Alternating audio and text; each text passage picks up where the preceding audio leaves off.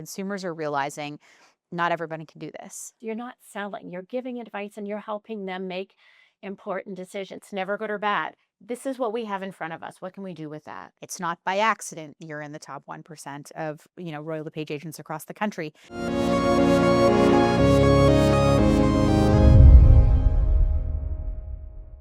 Hello and welcome back to the next episode of Signature Insights. I have some very exciting guests with us today.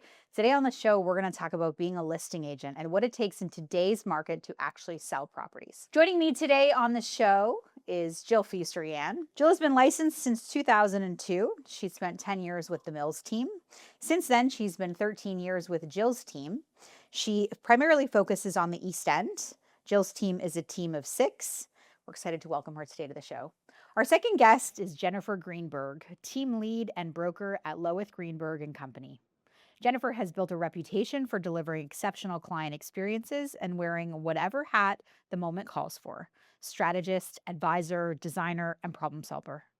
As a lifelong Toronto local, she brings a deep understanding of this market, and today we'll be diving into what it takes to be a successful listing agent in today's landscape. Both of our guests today are proud members of the Royal LePage Chairman's Club, representing the top 1% of agents across the country.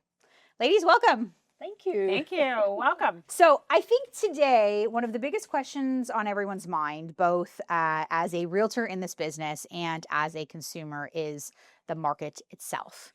And the two of you are primarily listing focused. And so today that's going to sort of guide our conversation. The first question I'd like to start out with, Jen, I'll start with you, is how are you helping educate sellers on today's market?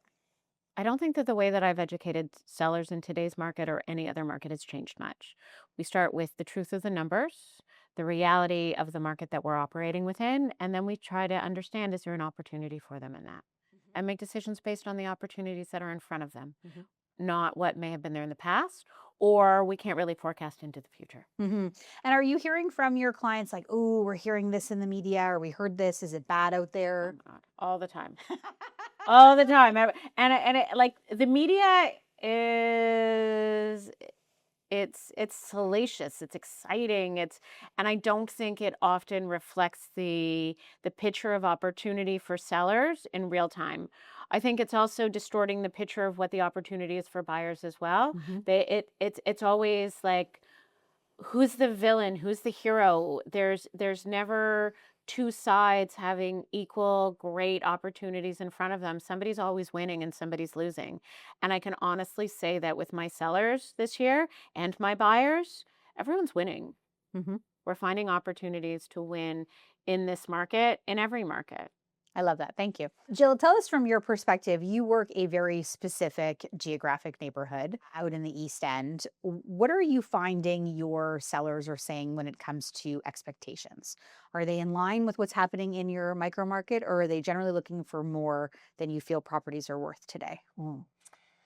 I would say the majority of the sellers that we meet with are very realistic, surprisingly so. I think with so much going on in the world, I think if anything, sometimes we come in and they're actually expecting it to be worse Interesting. than it really is. So like Jennifer, we really focus on the numbers and let the numbers bear the news, whether it be good or bad. It is what it is, and just explain what that means to the people who we're meeting with and what they want to do, and just review their options based on where the opportunities are in the market that we have. But I would say 90% of the people we meet with are very realistic and sometimes even pleasantly surprised. There's always people who you have to talk down because they remember the prices where they were 4 years ago, and they say, well, how could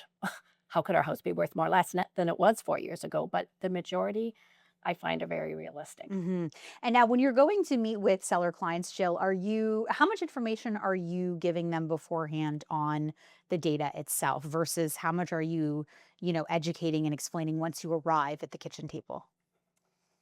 That's a good question. So we try to, in the initial conversation we have with them, try to find out as much as we can about what kind of help they're looking at from us and what their plans are.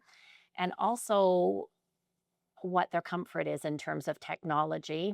Some people, for us to send a huge email in advance, they love it and they'll eat it up. Other people, it will be too much and they would rather us just bring the information with us when we come and go through it. So we try to ask them, like, would it be helpful if we sent an email in advance, giving you some background on our team, some background on the market, even some sales in your area in advance, so you have a chance to look at that before we meet. And I would say 70% of what we do to an email in advance. Occasionally, and it tends to be more older.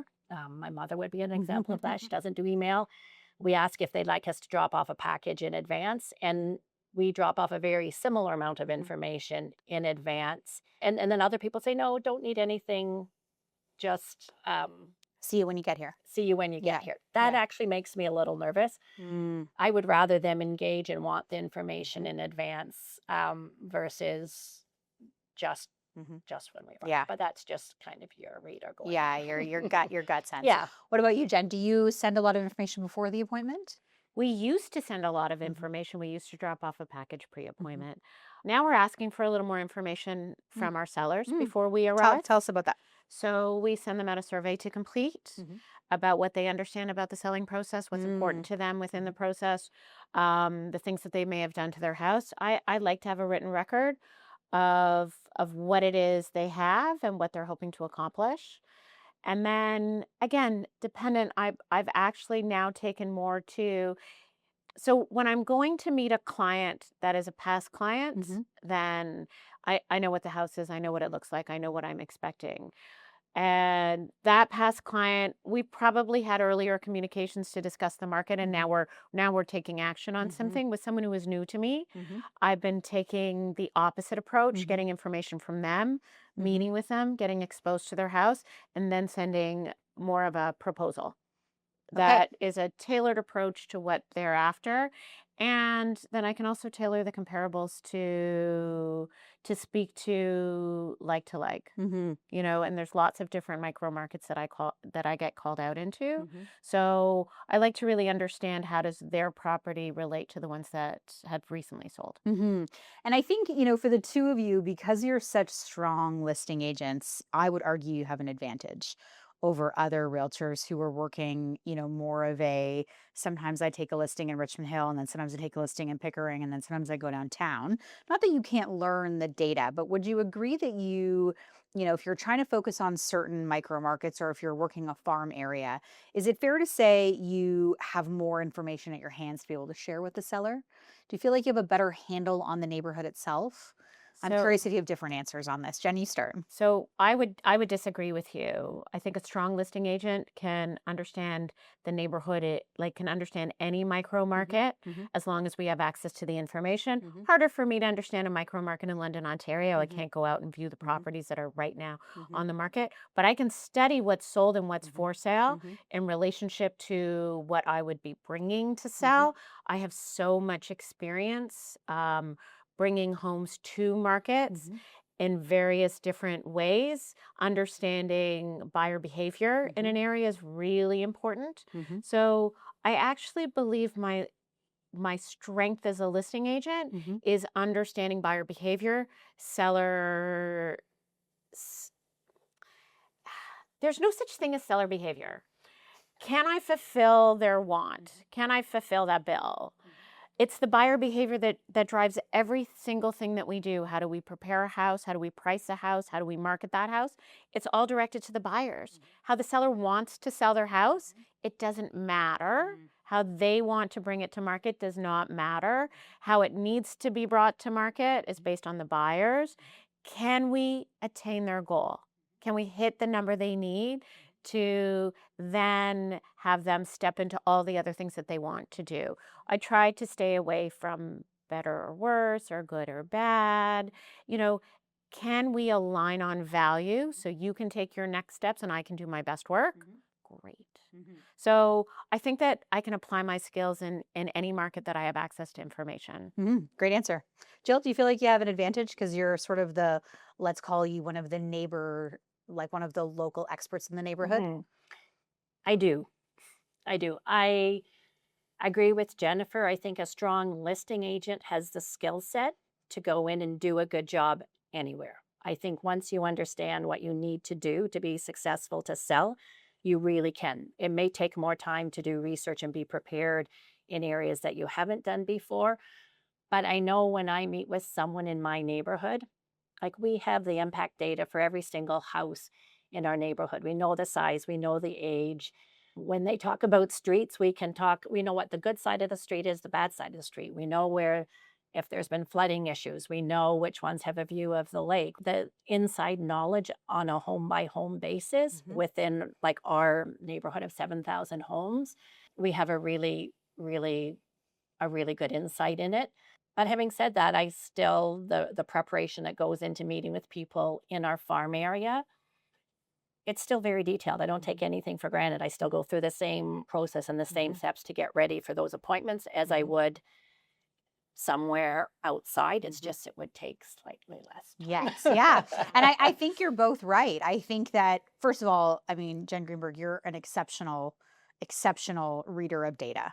I mean, we joke we have a chart here, and Chris calls it the Jen Greenberg chart. That's how, well known you are for your ability to present data to your clients. And I agree with you, Jill. I do think that if you're working a specific pocket, generally speaking, you can have a bit of a leg up over another agent who isn't working that pocket that closely. So I agree with both of your perspectives on that. You both touched on something I think really important in today's market, which is the presentation of listings and the marketing aspect of it. Jen, you talked about buyer behavior. What are buyers looking for from listings in today's market? Buyers don't know what they're looking for. But this is what okay, here's the secret. You want the secret sauce Yes. for what I do? Yes, we do. Here it is. Give it to us. I compare it to the car ride at Center Island. If you've ever taken your kids to Center Island and you've ridden those cars, it's a car on a rail. There's 2 steering wheels. Your children will fight over who is driving the car. Neither of them are driving the car. So when I think about preparing a home for sale, we're putting the buyers in the car. They believe that they're driving the car, and they're moving through the house in the way that we wish them to see it. They're moving through, they're appreciating greatest and highest use of spaces. They are not considering the seller for 1 iota. They're moving through that house and thinking about themselves, and they're just out for a drive. That is the best way to present a house. Do buyers want you to present a house as if it is a ride at an amusement park? They would say no. We're adults. We don't need to be on a ride at an amusement park.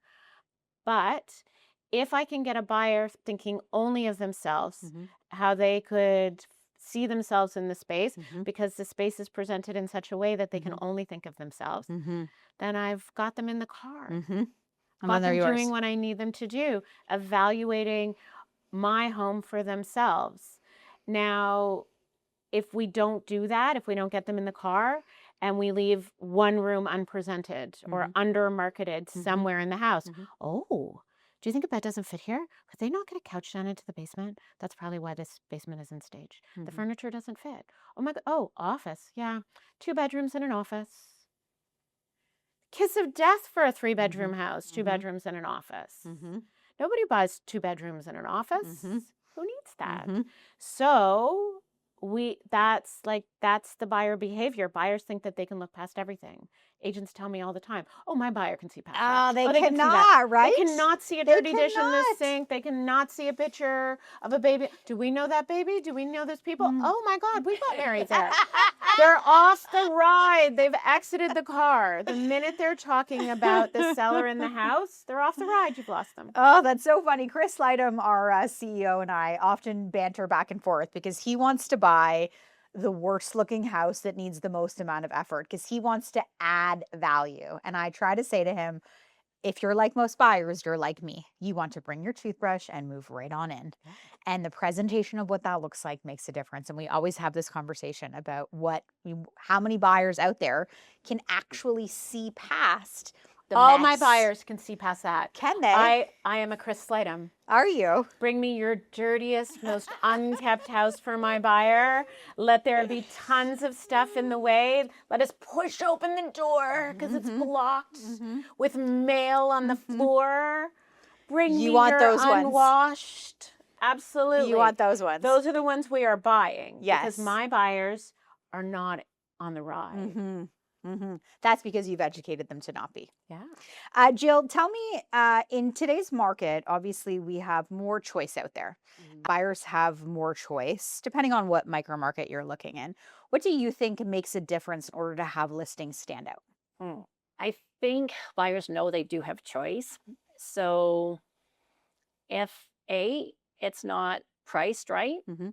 and the whole value of what it's offering isn't reflected in the price that it is being listed at, even if they like it, they'll just keep looking. They won't move to the stage of considering an offer. So I think price is very important. And then I think preparation, putting your best foot forward, is important too. I think with each house, to work with the seller and do as much as they're comfortable with doing. Not everybody gives you a blank slate in terms of following 100% of your advice, but as much as possible, if we can work with them to put the best foot forward, buyers will appreciate that and will be more likely to move to the table. Jen, I love Jen's example about the car ride. What I have found is if you have a husband and wife, often one person will be in the car, another person's trying to get out. And one person will respond to the staging and all of the stuff that's being done, and the other person not so much.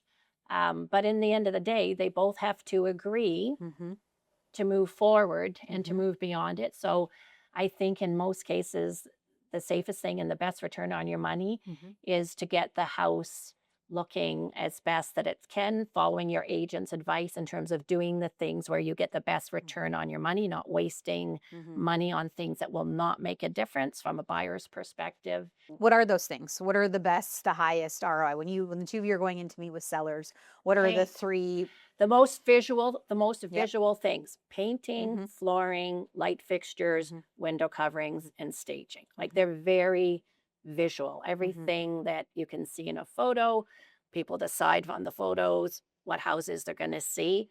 It's the visual. It's the things that make the most visual. Yeah, I think painting and decluttering and staging, that's the biggest bang you can get for your buck. Can we coin this as Jill's 3 Ps? Preparation, presentation, and pricing. Well, there you go. Yeah. There you go. Yeah, I like it. The But Jill's that's team it. 3 Ps. Yeah. So would you give them equal weight? Yeah. Price, presentation, preparation? Yeah. Do they get equal weight in this market? Yes. Yes. Without your preparation, your presentation is going to fall short. If you have great preparation and wonderful presentation and then a terrible price, then you gotta, let's wait and see. Who wants to hear from their buyer? Let's wait and see, because the price is wrong. So they know that they're going to have to let time go by before they can approach that house seriously. Whereas really, you want your preparation and your preparation, your presentation, your presentation and your pricing. You want that, all 3 of those together, to create a call to action. Whether or not you're holding back offers. I've not been holding back offers on properties. I've been putting them into the market, priced for people not to see a fire sale, to understand, wow, they're priced right. There's no room for negotiation in that price. I must take action. You know what I was thinking, Jen, with your 3 Ps? Yeah. They a 4th P? No, but I was just thinking, they apply to both the work that you do leading up to your listing presentation as well as what you do afterwards. Because if you don't do your full preparation for that appointment, get your pricing well, That's right. and present your information in a way that you can communicate your message, you're not going to get the listing. No. And then once you get the listing, you need the preparation of the house, getting the pricing right, and then doing your like if you're a lousy photographer or a video photographer, you're wasting all of the stuff that you've done up to it. You need to deliver it in a way that the buyers are going to appreciate. And I think what I love the most about the two of you is that getting a listing prepared to go to market and taking it all the way from the initial call from the seller all the way until the closing date is a long process. Oh, yeah. And there are so many nuances and little tiny details that the two of you get right every single time. It's not by accident you're in the top 1% of, Royal LePage agents across the country. In each of those moments, there's an opportunity for your client to try to jump in, get off the ride, get on the ride, take over. And the two of you know how to communicate effectively and what's required from a data perspective and a communication perspective to be able to take that client all the way from, hi, we're interested in moving, to the balance to vendor check is in my hands and I'm going to come drop it off to you. Congratulations, the deal's closed. And I don't think that can be understated, because I think in this market, the agents at the top of their game are faring better. They're doing more business because I think consumers are realizing not everybody can do this. Not No, everyone the monkey can go to the moon, cannot but he can't come back alive. Cannot determine in this market exactly what's required. And I think when you, Joe, when you just said those 3 Ps before and the 3 Ps after, that really is, I think, the preparation overall that's required for a successful sale and presentation. There's a new business in this for you. The Ps? Teamwork. The Ps. Sell that online. Where do 3 you Ps. think that fellow realtors, not in this room, where do you think fellow realtors are falling down on the listing process itself? If an agent says to you, I have this listing and it's not selling, where are they likely missing the mark? The 3 Ps. The Ps. Yeah. They didn't prepare enough. They didn't present enough. And then the worst P to get wrong is the price.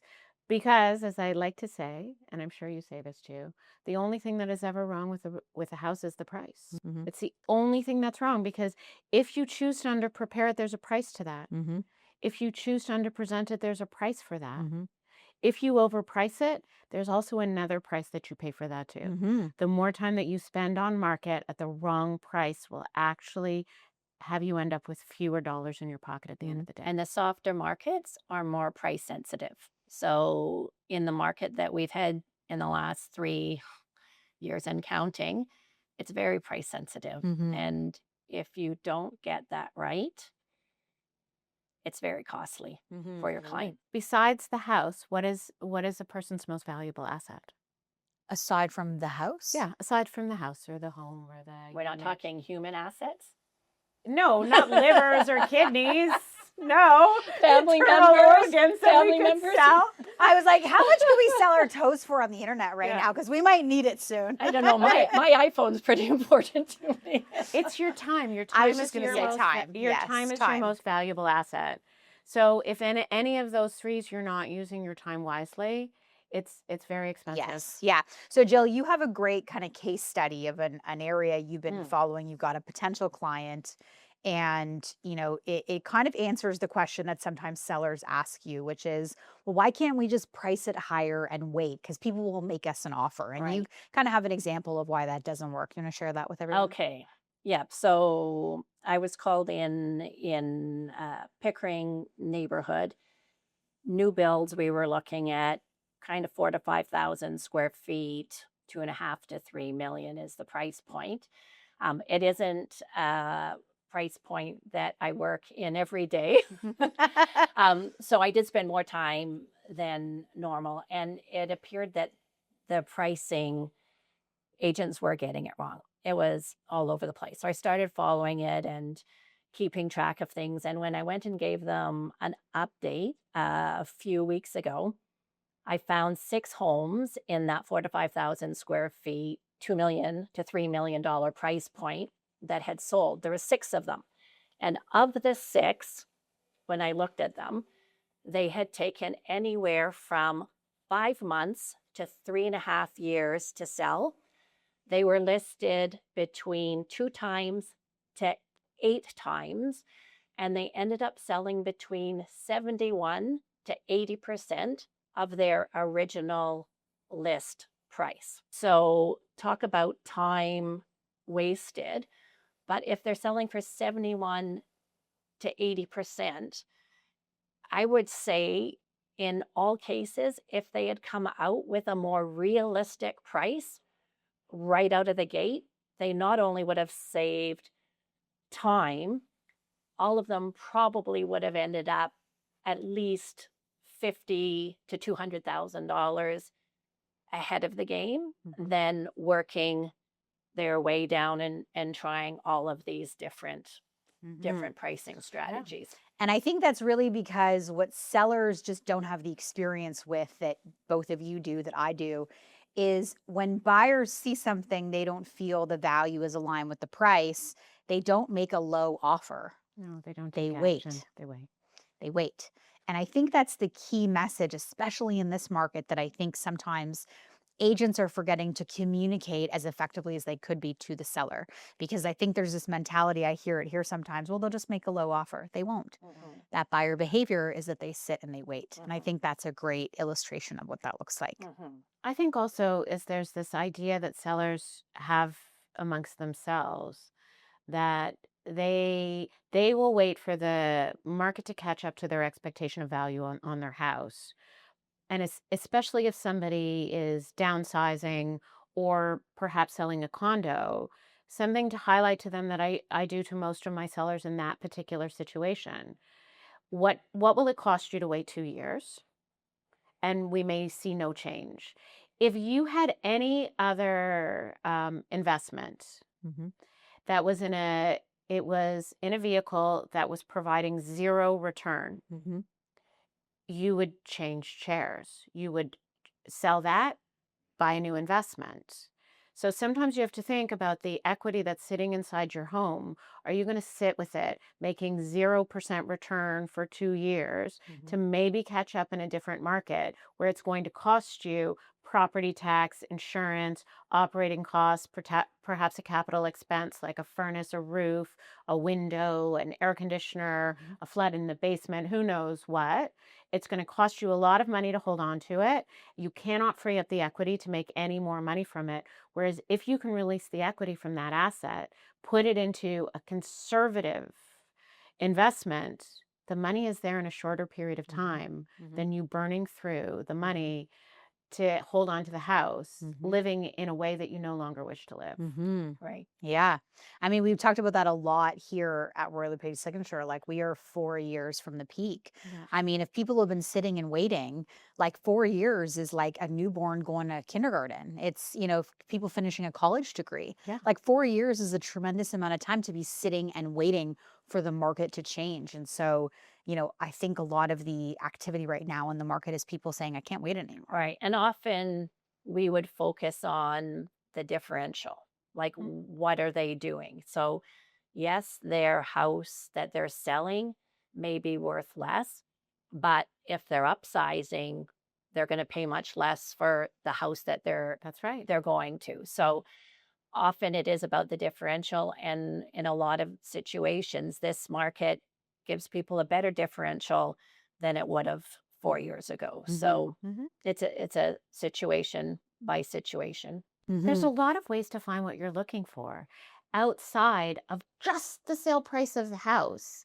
It's one of the numbers, but it's not the only one to consider.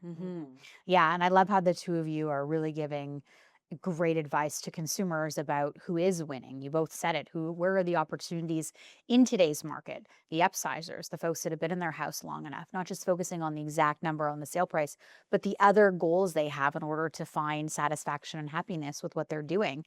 I mean, I think sometimes for us in this industry, we get caught on the numbers, but we forget this is where people live. This is their home. This is their livelihood, their lifestyle, the way they live. And so sometimes that number isn't always the most important, which I think is so interesting. If there's agents listening right now that want to be better listing agents, we talked about the P's. Where should people start? If they're listening and they're like, gosh, I just want to be the best listing agent. I want to get better at this. They have to start with the E, not the P. What's the E? They have to become educated.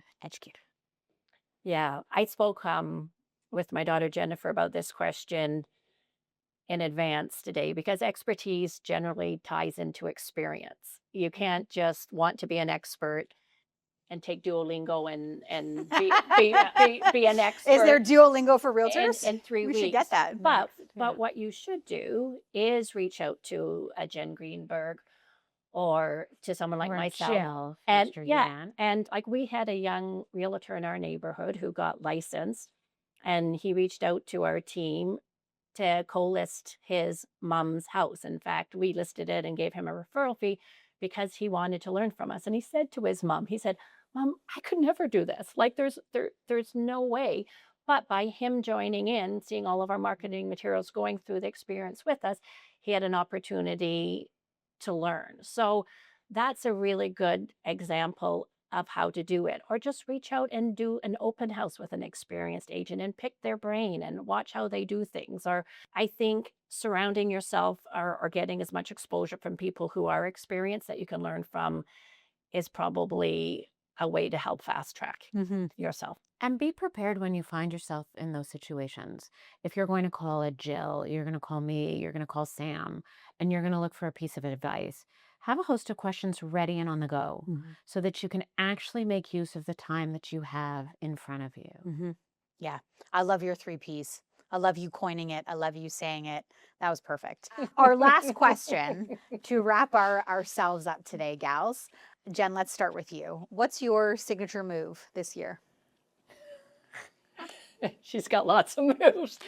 Oh my God. No dancing today. I think my signature move, it doesn't really change much. You're always going to get honest advice. I think what I actually do best is, it's going to sound crazy if I say this out loud, what I do best is you, my client. My needs are never ahead of your own. The advice that I give to you is not self-serving. Whether you move or don't move, it's important to me if it's important to you, but not me first. I'm never not going to tell you the hard thing. And when you recognize that you can tell people anything, those things aren't hard, it's information. It's not, sometimes I call myself the dream crusher a little bit, but we're going to get everything into focus and we're going to talk about the reality of the situation and we're going to talk about your opportunity. It's never good or bad. This is what we have in front of us. What can we do with that? Where can we find the most? And does that most at this moment make the most sense for you? And if it does, great, giddy up, let's go. Love that.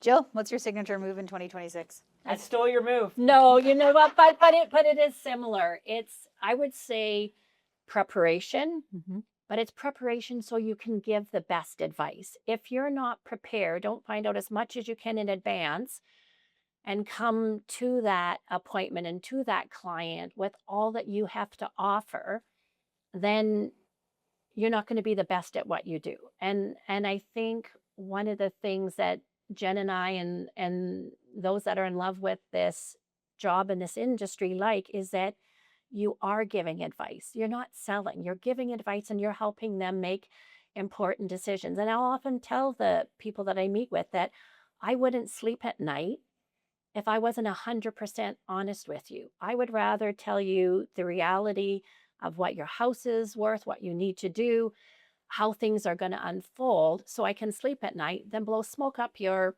and get a listing that you're then going to be disappointed with. It really is a privilege to be called into a position where they're asking for your advice. And there's no greater reward in our job than to have people listen to you and value it and work with you as a trusted advisor, as a professional. Yes. If I could bring it back to the car for 1 minute, when I'm in the car with my sellers, we're not on the rail. We're driving to our destination. We may come across a roadblock, we'll change direction, but we're always clear about where we're going. Sometimes the road in which we need to get there may change while we're on it, but our destination, once we've set out to get there, is not changing overnight. The destination is that goal. It's that price that we could sell your home for.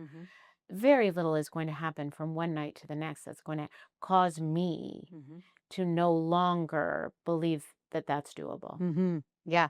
I know you've said to me before, you like the all day long number. Yeah. That's how you help educate sellers. This is the Absolutely. number all day long that it's worth. I think that's your signature move, to be honest. The all day long number. The all day long number.